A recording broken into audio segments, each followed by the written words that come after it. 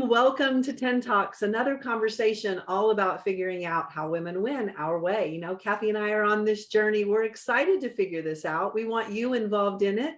If you want more information, go to howwomenwin.com. And today we're talking volleyball. We're talking how women win in sports with a great coach who's been coaching a while and got some great words of wisdom. So Kathy, tell us about our guest. Well, actually, today we get to interview one of my best friends. We started coaching together.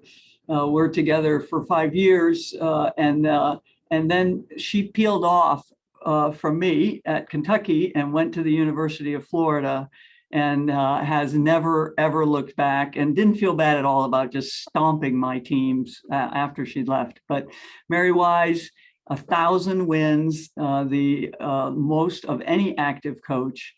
But what I admire, Mayor, about you the most, and the reason I'm really excited about this conversation, is the longevity that you've had. And, you know, getting good, people think getting good is hard. Staying good is way harder. And you have done that over such a long period of time. And I'm really excited to hear some of your insights as to how you've been able to do that.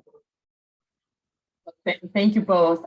It's a pleasure to be here. And I think my story cannot be told without the time, even though it may in the long term seem brief, but the time with Kathy. Because Carla, this is crazy, but this is actually true. I was hired when I was 21 to be the head coach at Iowa State. Now, I always say, but I turned 22 before the first match. Okay. And so that changes it completely, right? So. Right, because you got to be older than your players, right? by a couple months. I didn't know what I was doing.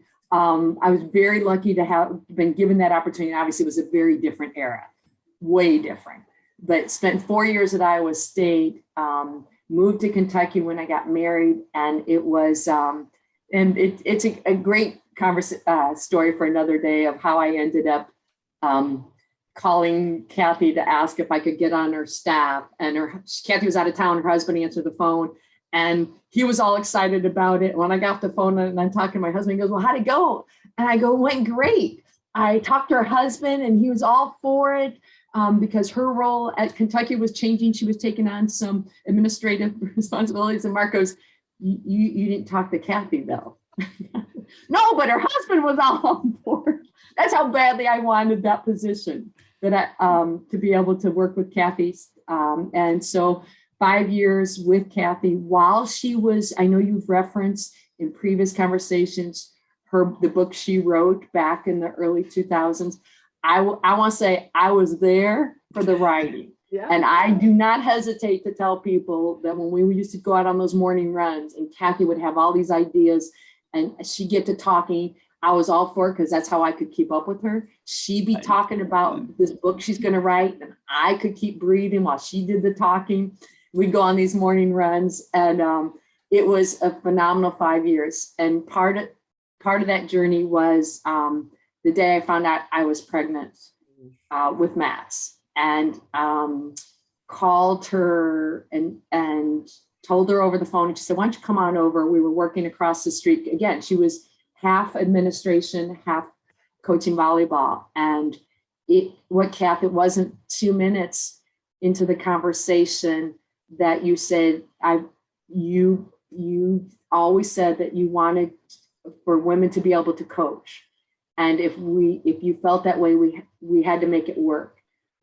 This is that moment that if it hadn't worked, if you hadn't been committed to helping an assistant, you know, 2 young coaches, because Mark was an assistant at a D3 school at the time, if you hadn't been committed to trying to make it work, I don't know if I'd be in coaching right now.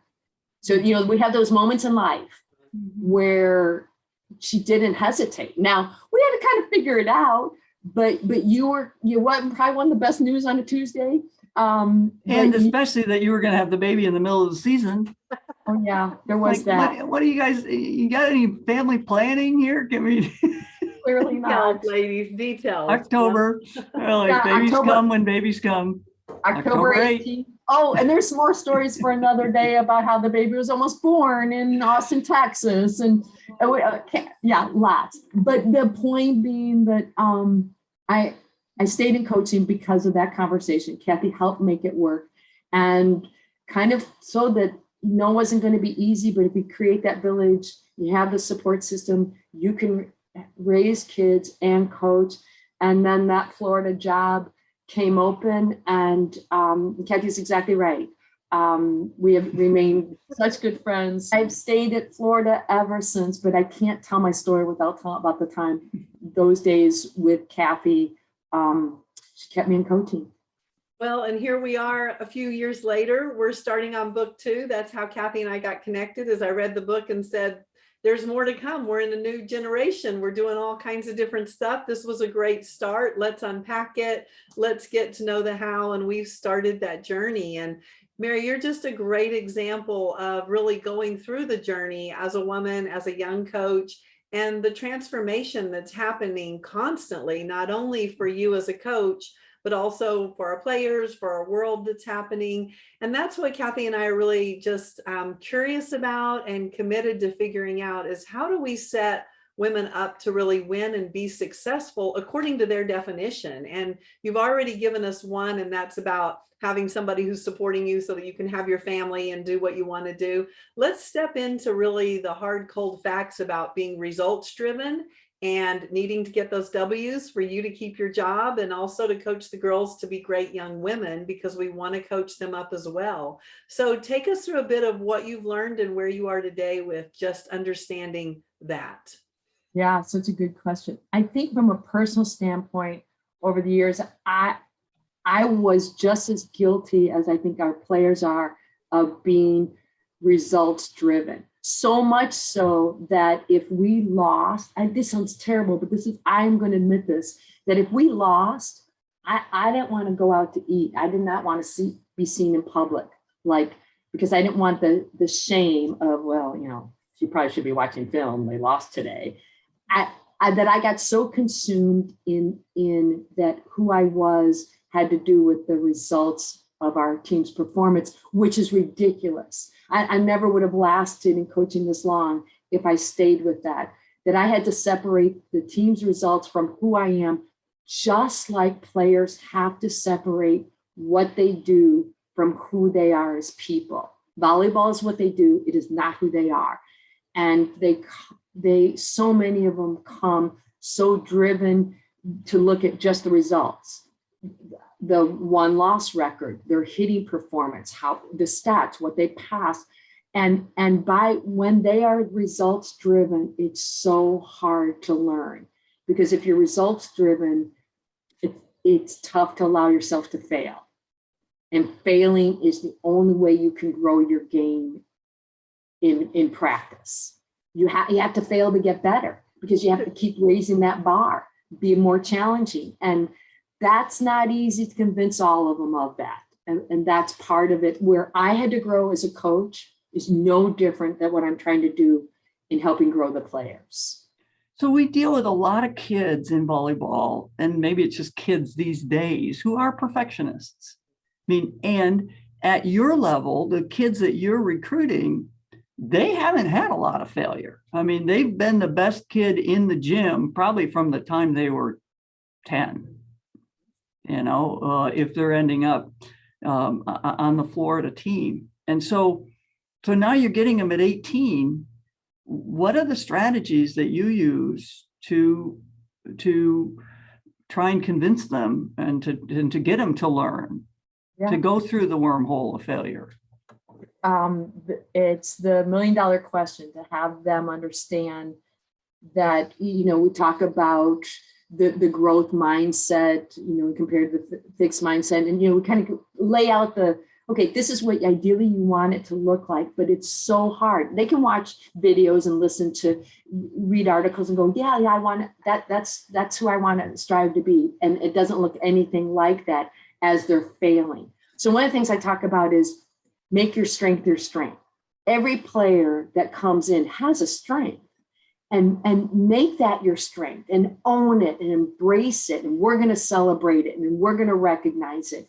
And while you make your strength, let's also recognize our weaknesses and grow your weaknesses. And that, but it's going to be what we found, it's going to be collaborative. It's not from the top down going, well, you got to get better at this. You got to get better at this. It's like, this is your strength and this is what's going to get you on the floor. Let's get better in these other areas. And this is the plan, but I need an investment. I remember we talked about that female athletes learning the game of volleyball. I don't know if it's true of other sports. My guess is it probably is they're spoon fed. They're given those due commands and they're just giving that spoon fed, as opposed to exploring the game and learning the game through trial and error and pickup games. Volleyball's a tough sport, first of all, for pickup games. Mm-hmm. And so, so we have that going against us. But girls, read the book. Girls don't play, growing up. And so it is so vastly different when they come to college to have them embrace failure, embracing the process, see growth in terms of not just results, but in those small increments and those small successes. Celebrate failure. But I know this as a coach, if I get results driven, so will they. So if my feedback is, we talk about in the gym, one of the lines that one of our assistants uses, fail hard, fail often, failing is great. And just celebrate that. Mm-hmm.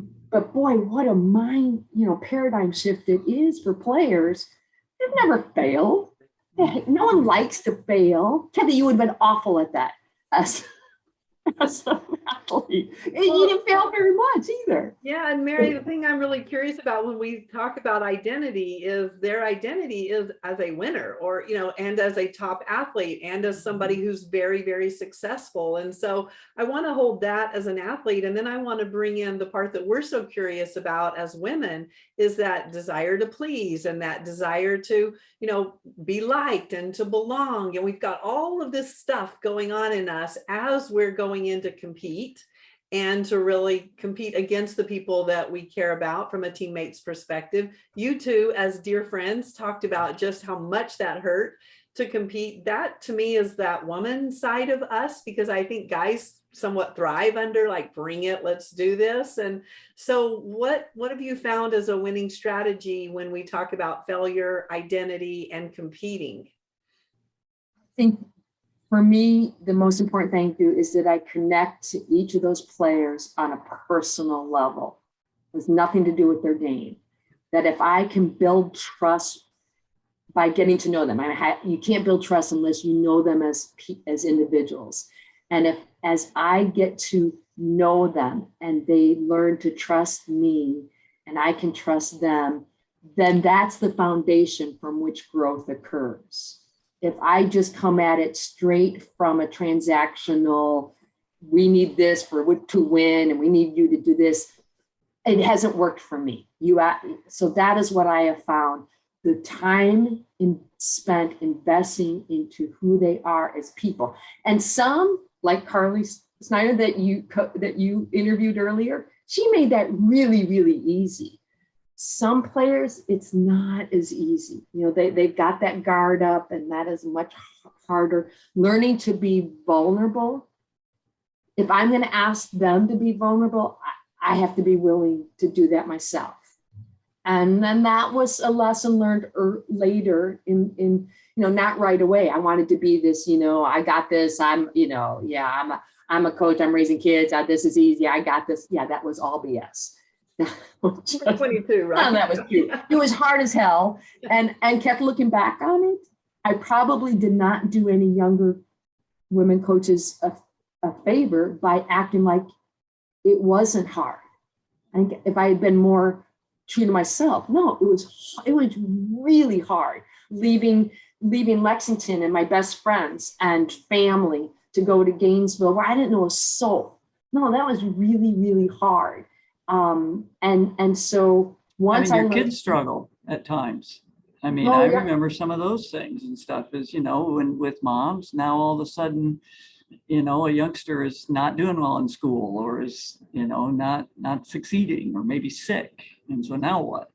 Yeah, they had to have an intervention at Baby Gators preschool with Mitchell at 3 because they needed to know when mom was leaving town because he would act out. Yeah, but I really had it together then. Those folks too were incredibly helpful to understand what Mitchell needed me to be with him. And once I learned, it's like, what does a player need? What does an individual player need? Is that any different? Colette, you've got daughters they're all different, right? And that what do they need individually from you? And maybe as a mother, yeah, we're pretty wired that way. And I think that maybe that helped me to be a better coach, is to transfer that. What do those individual players need to be successful? What do I need to do to earn their trust? And from that base, then we can grow them as players. So you're talking about being in relationship with them, right? So the relationship is very interesting from a transactional versus relationship component. Were you always relationship driven, or were you somewhat transactional and you learned to be relationship centered? I think I'm probably more wired to be relationship oriented. I think that's what my DISC profile will tell you, but I don't know if that was as beneficial for my relationship with my administration. I think as coaches, you have to be relationship oriented to coach your players. But is that maybe the relationship with your administration needs to be more transactional? What are the advantages and what are the disadvantages of being a female coach coaching a women's sport? Let's start with we'll get the disadvantage out of the way. I think the disadvantage is when they grow, when the players coming up through club and high school have only been coached by males, then that is how they see a coach. That they see that coaching comes from a male voice. That would be the disadvantage. I think the advantages of building authentic relationships without the awkwardness of the gender roles, of being able to connect. I think some of the coolest relationships in the world are female-female friendships. And it's not that I'm looking for a friendship. That's not the coach-player relationship, but it is female-female. And I think that's so empowering. I've always felt this: a connected group of women can accomplish anything. Are scary, right? Yeah, they're scary in terms of what they can do and what they'll commit to. If you're lucky enough to coach a connected group of women, they'll go through the wall for you. Mm-hmm. That was that 17 team that Carly Snyder was on. Now, they were uber talented. Don't get me wrong. There's no substitute for talent, but they were so connected, and they were all on the same page in their friendships and their drive to help each other. I don't say this to be facetious, I just had to get out of their way. Like, just don't mess this up, Mary. This is one of those special teams. And if you don't screw it up, you're really going to enjoy this. And at least I'm so glad, Kath, that team came at this point in my career. Because I don't know if I would have been smart enough to appreciate it. Stay out of the way. Yeah, or shut up. Well, and again, I don't want to go dig too much into stories you don't want to tell and everything, but I also remember, when your husband had some health problems, and it was during the season, and I remember you saying to me, and your team was very good and very talented, and you said, I didn't carry them, they carried me. Yeah, that was pretty rough time. Easily the roughest time in coaching, as Mark was fighting throat cancer, and going through the throes of the treatment in the season. Yeah. And as a coach, how important it is to be present. I wasn't present. I was so distracted. That phone, just waiting for the oncologist to call or whatever, and living. He was a shell of himself as he was going through that treatment. But those, again, how blessed I was that if that were to happen, it happened when it did at that point in my career. that I could be honest with the players. I need you all. I need you. I'm not going to be very good right now. And I certainly wasn't. I was so distracted, but I had such great people I was surrounded with. And that team that carried me, they allowed me, when I was in the gym, I could actually forget about what was happening over at the hospital. That was pretty helpful. You're exactly right.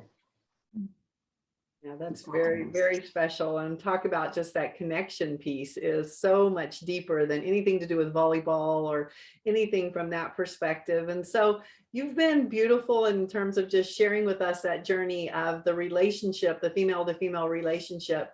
Has it ever gotten in the way of you being able to get them to compete because they care so much about it's time to putting 6 on the court? Has that ever been a performance barrier? I'm sure if I stop to think of that earlier in my career I wasn't smart enough to know how that works. I think the female to female, that trust built, and that I think my superpower is as the motivator, is getting them to understand that they can be better than they even think they can be. And once that connection is built, I don't, it doesn't get in the way. It doesn't get far from it. It is the best thing I can do as a coach, is to help them see themselves as even a better player than they see themselves. And, you know, sometimes there's some stuff that gets in the way before we can get there. But when that happens, then we're getting the best out of them. And that's success, right? That the player, we got the most out of her talent during her career, and that she leaves with walks away from this experience as not just the best player she could be at this point in her volleyball career, but empowered as a female.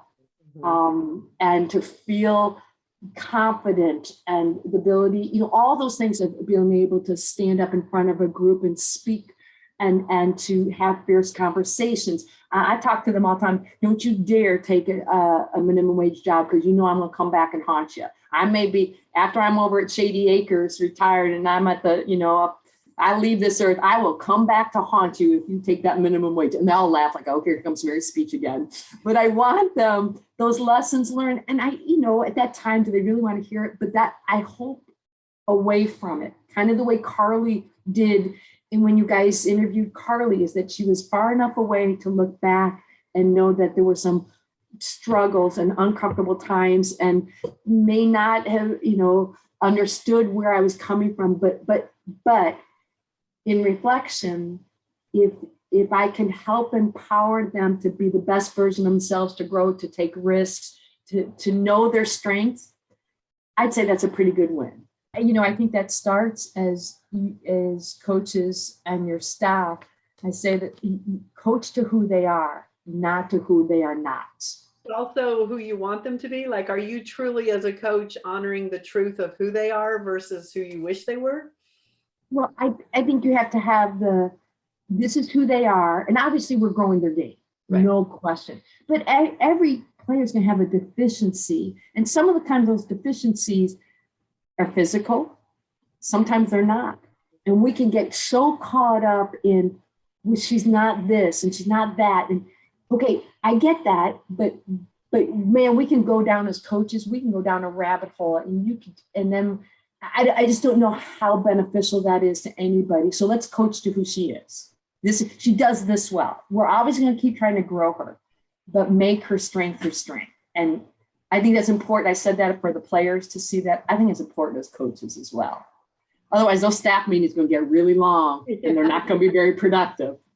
Well, Mary, you've had the joy of being on quite a journey. And so what words of wisdom would you give younger coaches who are somewhat that younger self that you were in a time that's very different? I mean, the gift of our age is we got to grow up in some of our jobs and really be able to be in a way that, you know, nobody was really paying that much attention. There was a little more grace and some space for it. And now we want to set women up to be successful, to take big jobs, to ask for big raises, you know, to go for it.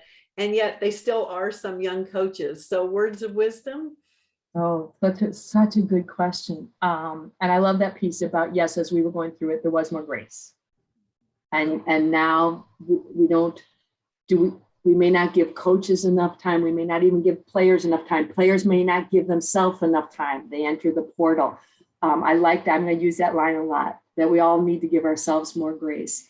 I think, you know, and not just because Kath is on this call, but I'm going to tell you one of the things I learned from her, and there were many, is Kathy coached and lives by her authentic self, that she embraces who she is, that, and we talked earlier about ability to make fun of herself. I saw that in Kathy when I got a chance to work with her, is that no one makes fun of themselves better than Kath would make fun of herself during that coaching time.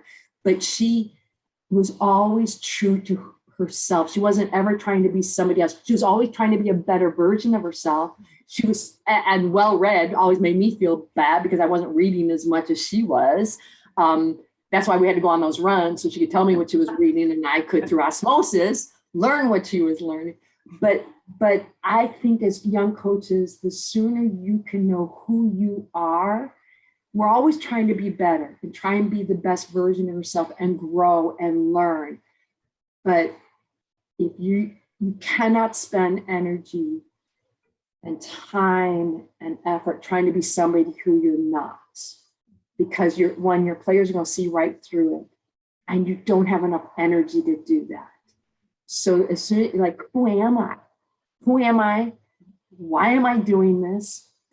And then surround yourself with people better than you, because boy, have I learned, you know, as soon as you learn, I'm not good at this. I get it. I know I'm not, that systems and the details. I like to be in the big picture and come up with the ideas. Now you guys put it in the, so hire to your weaknesses. Well, when I first started coaching, I didn't know what my weaknesses were. So know who you are, identify those weaknesses, surround yourself with people who are better than you. And then you at least have a shot, right? I would think.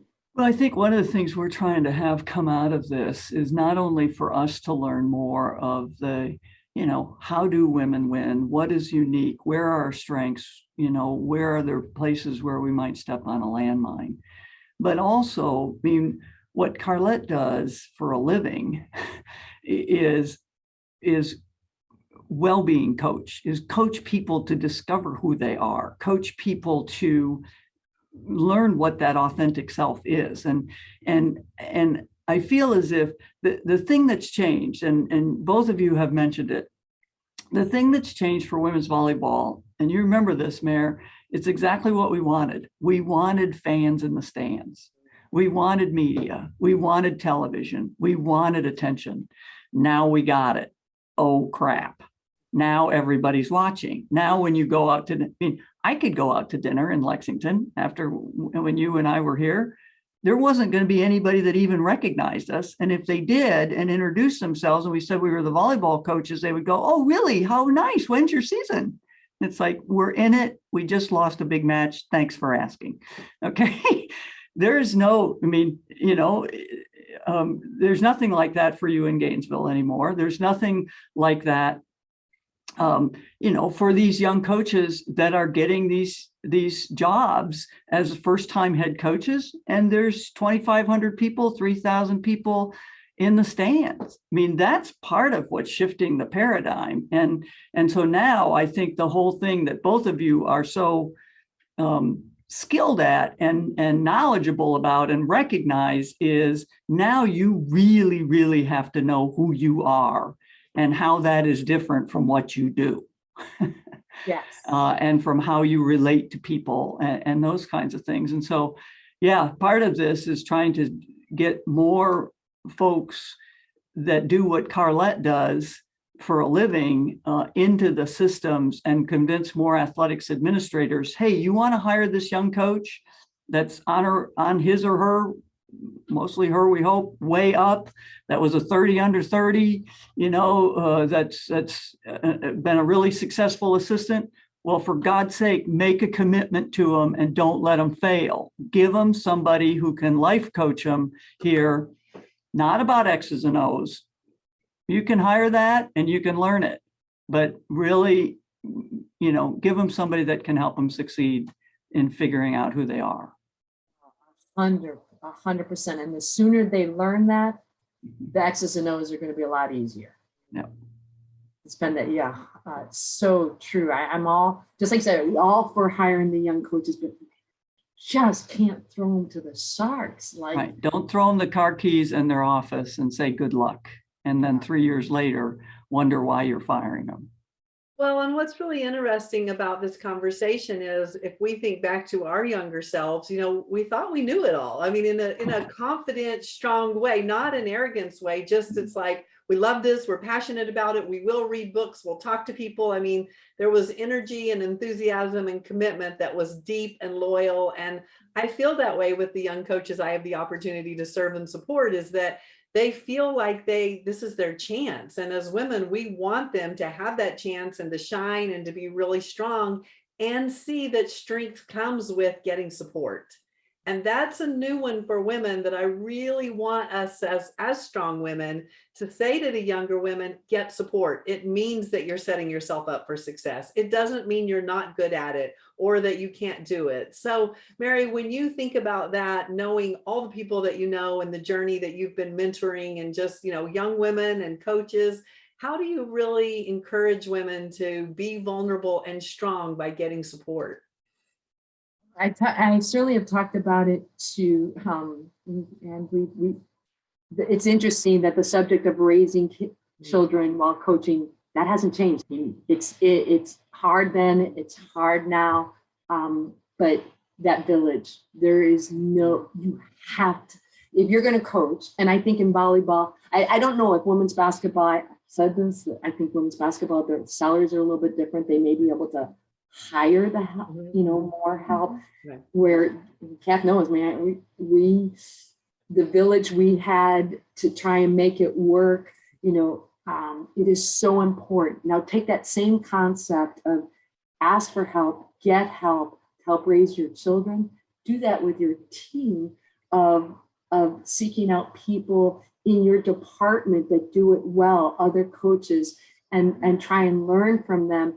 That the sooner you understand, I don't know who is going to be great at it all, ever, not even just early on, but later in your career. None of us are going to be great at everything. So just once you figure that out, who does it better, and learn from them, and it's no bad reflection on you. Right. I think that back to vulnerability, right? The older I get, the easier it is for me to say when I'm not good at. I find that very easy. Yeah, please. Help. Substitutes, right? Really. Substitution. Yeah. I have one more question, and I know we've had such an enjoyable conversation. And in the teams that I coach and the people that I have the opportunity to just be inside their world as they go through this competitiveness, is finding the joy in it. And, that joy is surely there when we get a W, but we don't control the W's. And so how do you keep the joy on your team, not only just in their hearts, but really in their performance? Oh, I love that question. It definitely cannot be with the results, because if it is for you as a coach, it will be for the players. If that's the message you're sending yourself, you're sending it to your players as well, that you can only enjoy this experience with a win. Sure, winning enhances it, but it's the relationships. And I hope that doesn't sound, as so trite, but it is the relationships with the people that you work with, the people that you are around every day. If you enjoy coming to work because you enjoy the people, that's all. That is the answer. You walk into the gym and okay, maybe it wasn't such a good, we weren't very good, we didn't make the improvements that I hope today, but you know what? I still enjoy being around them as people. And when I have been smart enough to recruit the players that I think will be happiest here, because they will allow them, that we will allow be you. I've always said, be you. We have some non-negotiables. You got to do the right thing and go to class and all, but but be you and let's enjoy our time together. I think some of the fun, and can you remember, road trips? Yeah. Road trips, the stories that come out of it. And when we played, it was the stories that happened in the vans you were driving.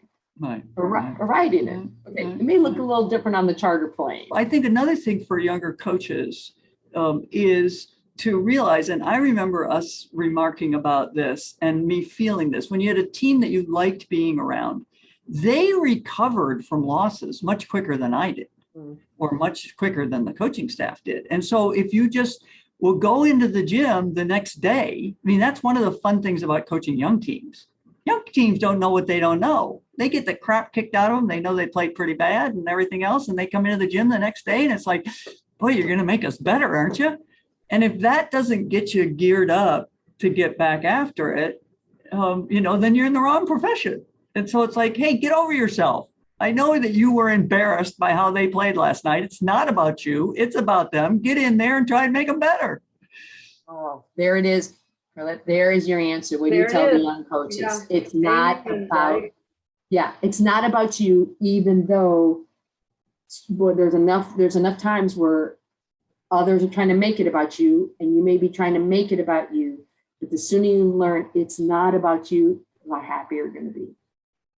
Well, team, what a gift this conversation has been. And Mary, thank you so much for sharing your winning strategies and helping us to understand how women win our way. And Kathy, as always, thank you so much for the gift of being on this journey together.